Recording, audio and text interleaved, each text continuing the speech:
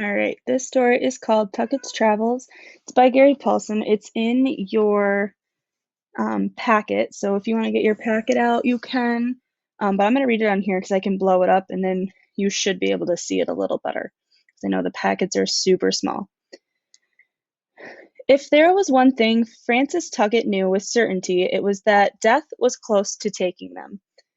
Dawn was coming, and here he was, a 15-year-old boy in charge of two children, walking across a sun-beaten, airless plain that seemed to be endless. Francis, Lottle, and Billy had no food or water or any immediate hope of getting any, and that at any moment a dozen or two of the dirt meanest men Francis had ever seen in the world full of mean men would come riding up on them, and he didn't finish the thought. There was no need. Besides, in surviving Indian fights, blizzards, battles, and thieves, he had learned the primary rule about danger. It would come if it would come. You could try to be ready for it, you could plan on it, you could even expect it, but it would come when it wanted to come. Lottie and Billy understood this rule too. He had found them sitting in a wagon on the prairie all alone. Their father had died of cholera, and their wagon train had abandoned the family. Afraid of disease, Lottle had been 9, then Billy 6. Francis hadn't thought he and the children would stay together long. After all, he had to keep searching for his own family. He'd been separated from them a year before, when Pawnees had kidnapped him from the wagon train on the Oregon Trail. But Francis and Lottie and Billy, well, they were used to each other. They stuck together. Unlike Francis and Jason Grimes, the one-armed mountain man. Jason Grimes had rescued Francis from the Pawnees and taught him how to survive in the West on his own. Then they'd parted ways. Until last night. Last night, when Grimes had helped them to escape from the Comancheros. The Comancheros were an outlaw band, ruthless, terrifying, inhumanely tough. To escape, Grimes had to take the pack horses Francis and Lottie and Billy had been riding and lead them off empty, hoping the Comancheros would follow his tracks westward while three children headed north on foot in the dark of night. It was a decent plan. It was their only plan, and it seemed to be working. As Francis and the two children had moved north in the dark, they had seen the Comancheros ride past them after Mr. Grimes, tracking the horses. The Comancheros had missed the footprints of the children, partly because it was hard to see them, and partly because Francis made Lottie and Billy walk in each other's footprints. He came last, brushing out all the trail with a piece of mesquite behind him. But luck was the major factor in the plan. If the Comancheros caught Grimes or even got within sight of him, they'd know that Francis and the children weren't with him. They'd turn and come back for the children. Children meant real money because they could be sold or traded into slavery. Francis knew that brushing out the tracks would only work in the pitch dark of night. In daylight, the brush marks themselves would be easy to follow. So then they are hiding.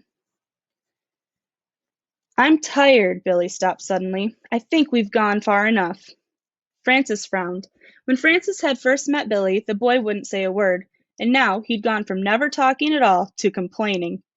If they catch us, they'll skin you, warned Lottie. Now keep walking. If we don't keep moving, they'll be on us like dogs, won't they, Francis? On us, just like dogs.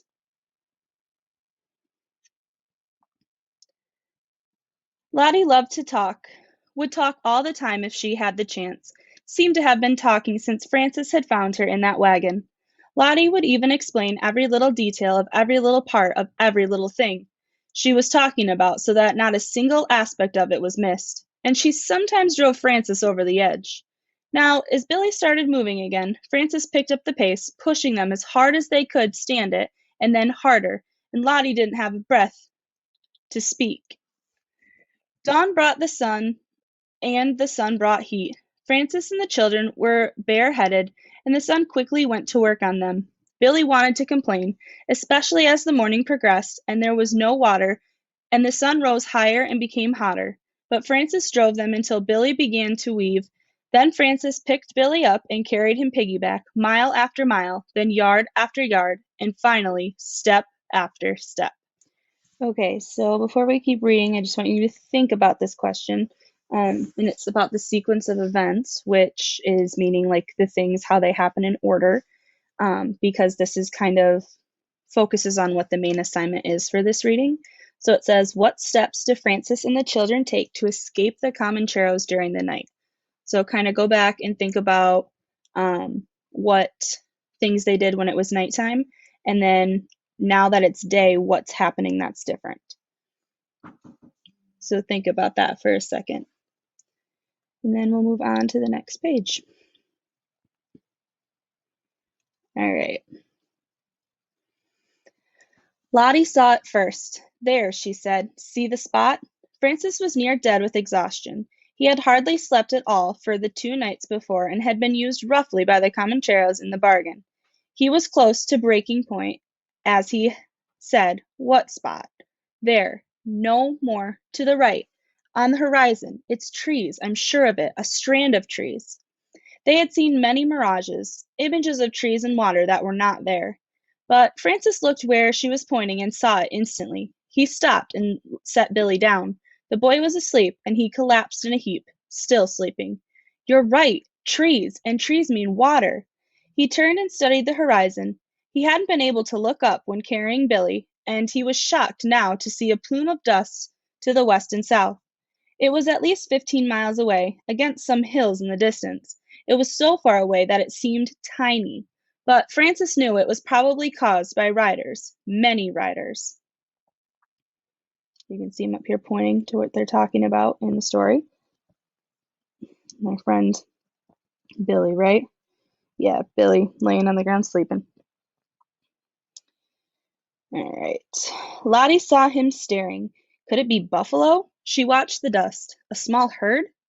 Not here, Francis thought. Not here in this dust and heat with no grass and no water. Buffalo wouldn't be that stupid. Sure, it's buffalo. You're lying, she sighed. I can tell when you're lying to me, Francis Tucket. It's them, isn't it? Francis said nothing, but his mind was racing. So the riders were heading back eastward. But why would they be coming back so soon?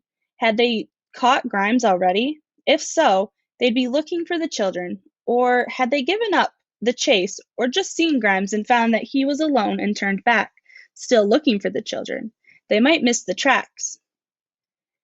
He knew this was a vain hope. There hadn't been a breath of wind to blow the dust over and brush marks he'd left, and undoubtedly they had men who were good trackers, men who were alive because they could track mice over rocks. So the Comancheros would find them, and then he looked to the trees, which were about 2 miles away. He could carry Billy there. They could get to the trees in time. Then what? The riders would keep coming back until they came to the place where Francis and the children had turned off, about 9 miles back. They would see the marks and turn and start north. 9 miles. The horses would be tired, but they would make 10 miles an hour. They had to ride maybe 20 miles back to the turn, and then 9 or 10 miles north after the children. He let the figures work through his tired brain. Maybe 4 hours more, but more likely 3. The riders would be on them in 3 hours. Francis and Billy and Lottie would need an hour to take the trees, and then nothing. It would all just happen later. They'd get him and take the children, and nothing would have changed except that a few horses would be very tired, and he, Francis, would be dead. As for what would happen to Lottie and Billy, his heart grew cold. But there was something else back there, more than just the plume of dust. There was a cloud. At first it was low on the horizon, and showed only as a gray line, so low that Francis almost didn't see it. But it was growing rapidly, the wind bringing it from the west, and as it grew and rose, he could see that it was the top edge of a thunderhead. It didn't look like salvation, not at first. He had seen plenty of prairie thunderheads, but as he watched, he realized two things. One, it was growing rapidly, roaring along on the high winds, coming toward them at a much faster rate than the horses of the Comancheros. Two, it would bring rain. Rain that would ease their thirst and cool their burning bodies, and, far more important, rain that might wipe out their tracks. erase everything they had left behind them. Still, it was a race, and nothing was sure. The clouds had to keep coming to beat the horsemen to where the children's tracks turned north, and then it had to rain. If the clouds turned off, or didn't beat the Comancheros, or didn't leave rain, then distance was all the children had. They needed to get to the trees and build some kind of defense. Francis picked up Billy, who was still sound asleep and seemed to weigh a ton. He set off at a shambling walk, abandoning the tedious brushing in their race to get to the trees. Lottie shuffled ahead, carrying Francis's bag. She was wearing a ragged shift so dirty it seemed to be made of earth. Her yellow hair was full of dust. Francis wore buckskins, but the children only had what was left of their original clothing and what they'd managed to pick up along the way. We're a sight, Francis thought. A ragtag mob of a sight. He looked at the trees, and they didn't seem any closer. He looked at the cloud, and it was still building, though it seemed to be heading off slightly to the south. He looked at the dust plume, and it was still moving on the same line eastward, getting ready to cross their trail. He looked back to the trees and thought, I would absolutely kill for that old mule we had, but the mule had been taken by the Comancheros. All right, we're going to skip that, analyze the text box. We'll come back to it later if we need to. They reached the trees just as the edge of the clouds caught up with them. 10 more feet. I would have died, Lottie whispered, and sank to the ground. Francis dropped Billy like a stone. The boy fell without awakening and studied their location. It was a meandering, dry stream bed with a row of stunted but leafy cottonwoods on each side. There were also strands of salt cedar, thick and green, and while no water was evident, the stream bed seemed moist. Francis knew there was water beneath the surface of the trees, or the trees would have been dead. Lottie, scoop a hole there, at the base of that rock. You want to start digging? Why don't you just go ahead? I have more important things to do than scrape at the old ground. Water, Francis was so dry he croaked. Dig down and let it seep in. Oh, well, why didn't you say so? Lottie knelt by the rock and started digging in the loose sand with her hands. When she was down 2 feet, she yelped, Here it is, just like you said, coming in from the sides. Oh, Francis, it's so clear. Come see. She scooped some up and drank it. Sweet as sugar. Come try it. Francis knelt and cupped his hands and drank and thought he had never tasted anything so good. But he stopped before he was full. The wind was picking up now, blowing hard enough to lift dust and even sand, and he could no longer see the dust from the riders. The wind was blowing at the coming thunderheads, and he smiled because even if it didn't rain, there was a good chance the wind would fill in and destroy their tracks. But now the thunderhead was over them, dark, so huge it covered the whole sky, and the wind had increased to a scream. So let's just look at the picture really quick. Francis and Lottie. Over here, Francis yelled to Lottie, beneath the sledge. Incredibly, Billy was still asleep. Francis grabbed the boy and shook him until his eyes opened. Get over by that rock ledge. Everything is going to break loose. A bolt of lightning hit so close Francis felt it ripple his hair, so close the thunder seemed to happen in the same split instant, and with it the sky opened and water fell on them so hard it almost drove Francis to his knees. He had never seen such rain. There seemed to be no space between the drops. It roared down, poured down in sheets, in buckets. Francis couldn't yell, couldn't think, couldn't breathe. He held Billy by the shirt and dragged him in beneath the ledge that formed the edge of the stream bed, away from the trees and out of the wind. Lottie was there already, and they huddled under the overhang, just as the clouds cracked again, and hail the size of Francis's fist pounded down. One hailstone glanced off the side of his head and nearly knocked him out. Move in more, he yelled over the roar of the storm. Farther back, move. He pushed against Billy, who slammed into Lottie. They were already against the clay bank beneath the ledge and could not go farther in. Francis's legs and rear were still out in the hail and took a fearful beating. He doubled his legs up, but even so the pain was excruciating, and though the large hailstones quickly gave way to smaller ones, his legs were immediately stiff and sore. The stream bed filled in the heavy downpour. Luckily, they were near the upstream portion of the storm, and so avoided the possibility of a flash flood, which would have gouged them out of the overhang and taken them downstream to drown. As it was, the water came into the pocket beneath them and turned the dirt into mud, and soon they were sitting in a waist-deep hole of thick mud and water. And just as soon, in minutes, the rain had stopped. The clouds had scudded away, and the sun was out, cooking the mud dry.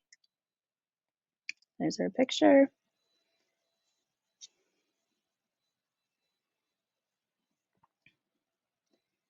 Aching, Francis pulled himself into the sun. The children crawled after. Water still ran in the stream, but was receding quickly. The hot sun felt good, and Francis wanted to take his buckskin shirt off to hang. But he knew that if he didn't keep wearing it, the shirt would dry as stiff as a board.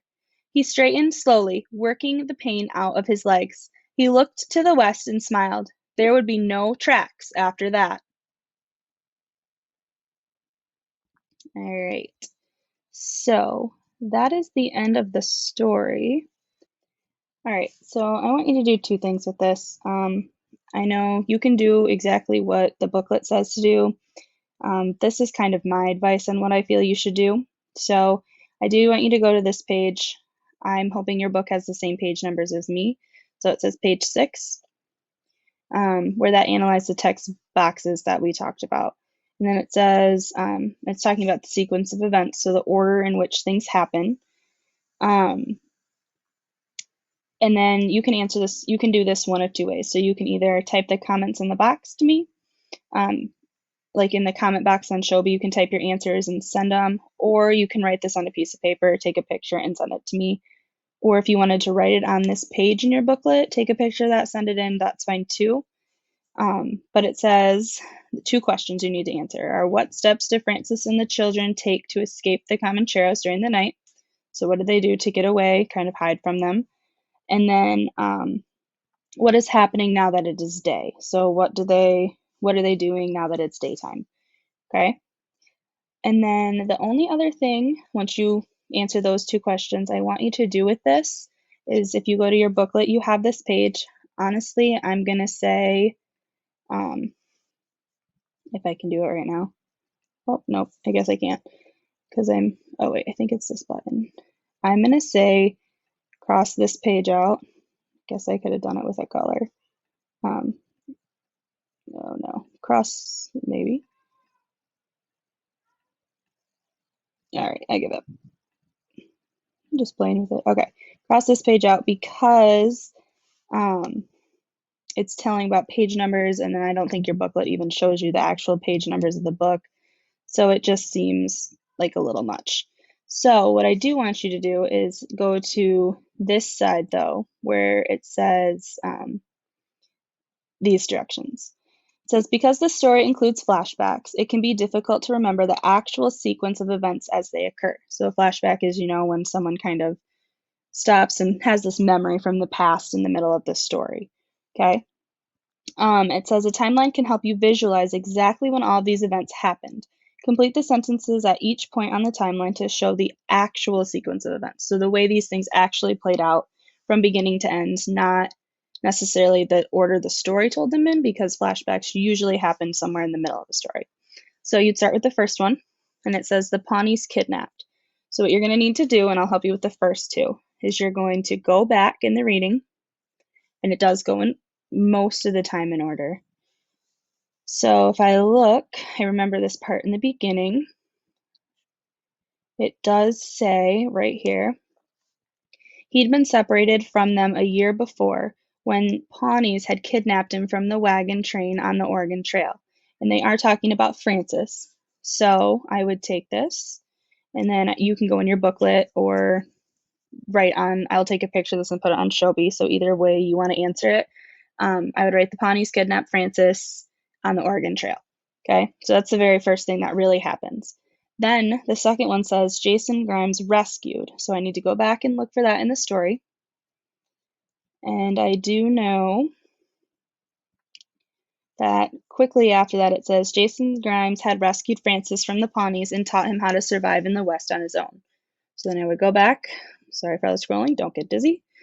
And I would write Jason Grimes rescued Francis and then taught him how to live on his own. So you can type that in on Shelby, or you can write it in your booklet and then take a picture of your booklet and upload it, whatever you prefer to do. But then you need to finish. So you would do Francis found next, Grimes helped, Lottie saw, the children reached, and then finally.